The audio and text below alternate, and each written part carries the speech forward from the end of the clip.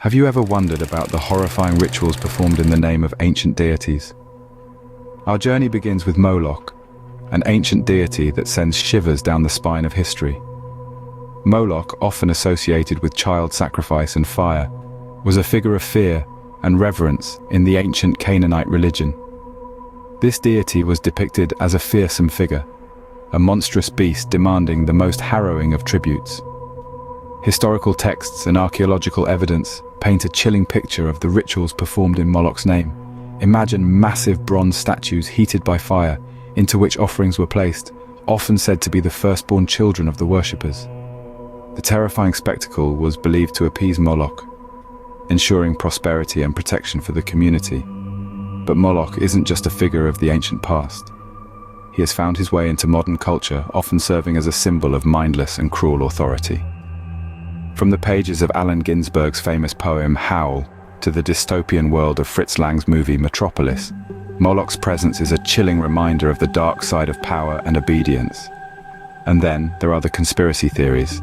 Some suggest that Moloch is still worshipped in secret by the world's elites.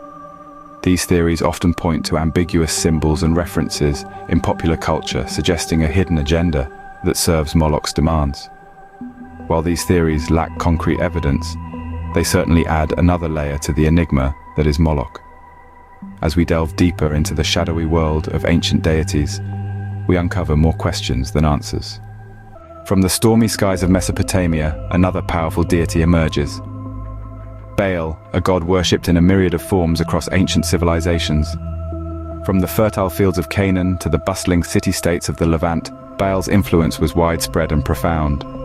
Revered as a storm god and fertility deity, Baal was an essential figure in the ancient pantheon, embodying the raw, untamed forces of nature. Yet, Baal was no benign figure of agricultural abundance. His worship often involved rituals that were, in later periods, condemned by monotheistic religions. Ritualistic feasts, elaborate dances, and even, according to some sources, human sacrifice were part of his veneration. These practices, steeped in the primal rhythms of life and death, present a stark contrast to the more sanitized rituals of modern religious observance. Baal's portrayal in literature and media has been equally controversial. Often depicted as a demonic figure, Baal has become a symbol of paganism and idolatry. In Gustave Flaubert's novel, Salammbô, Baal is a terrifying figure of chaos and destruction, while in the TV series Supernatural, he's a cunning and ruthless demon. Yet these portrayals, while sensational, often overlook the complex nature of Baal's worship and his integral role in ancient societies. The fascination with Baal continues to this day. Archaeologists are still uncovering temples dedicated to him, while scholars debate the nuances of his worship. He has become a symbol of the ancient world's complexity and diversity, challenging our preconceptions about religious practice and belief. So, who was Baal, really? A benevolent god of fertility and storms, a terrifying deity demanding blood sacrifices, or a misunderstood figure caught up in the tides of religious change? The truth, as always, lies somewhere in between. Baal's legacy continues to echo through the ages, challenging our understanding of ancient religious practices. His story reminds us that the past is not a monolithic block, but a rich tapestry of beliefs, practices, and narratives. In the Book of Revelation, 4 ominous figures ride forth, heralding the end of days. These figures, known as the Four Horsemen of the Apocalypse, are a powerful symbol of the cataclysm that, according to prophecy, will precede the final judgment. Each horseman embodies a devastating aspect of the apocalypse. The first, riding a white horse, represents conquest. He is often depicted as a victorious warrior, wielding a bow and wearing a crown symbolizing dominion and power. His arrival signifies the onset of tyranny and oppressive rule. The second horseman, astride a fiery red horse, personifies war. His weapon of choice is a great sword, a metaphor for the large-scale conflicts and bloodshed that follow in his wake.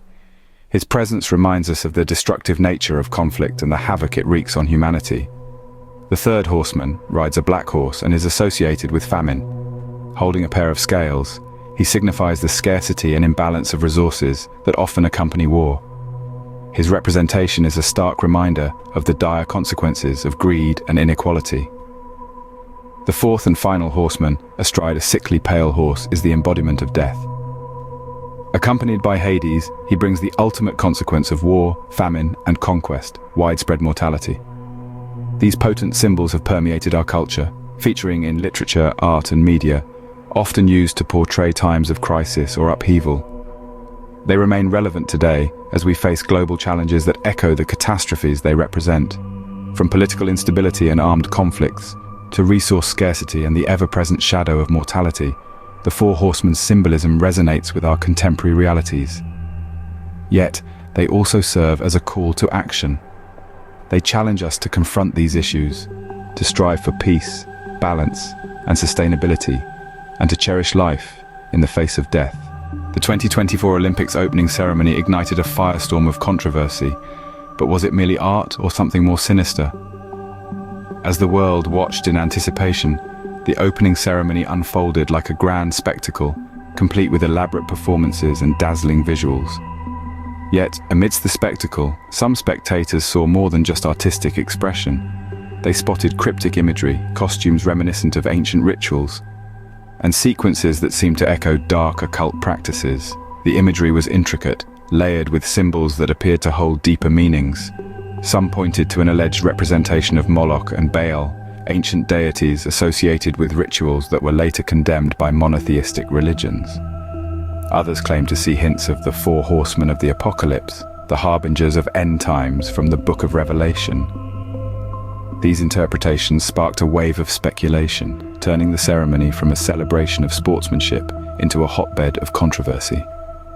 But were these symbols intentionally placed, hidden messages from the event's organizers? Or were they merely the artistic choices of the creative team, innocent incorporations of historical and mythical elements to create a visually captivating performance? Critics argue that the inclusion of such controversial symbolism in a global event is insensitive, given the negative connotations associated with these figures. They believe it blurs the line between artistic expression and offense, and raises questions about the appropriateness of using religious and mythical symbols in such contexts. On the other hand, defenders of the ceremony argue that art is subjective, open to various interpretations. They contend that these symbols were used to create compelling narratives and visual drama, without any intention of promoting or glorifying sinister ideologies. As we delve deeper, it becomes apparent that the intent behind these artistic choices is not clear-cut. It's a complex issue, tangled in the web of personal beliefs, cultural sensitivities, and the freedom of artistic expression. The debate over the 2024 Olympics ceremony underscores the power of symbolism and the fine line between art and offense. Thank you for spending time with us on Spookscope today. Feel free to share your thoughts and theories in the comment section, and don't forget to subscribe to the channel and share it with your friends and family. Until next time, my dear spooker, stay curious,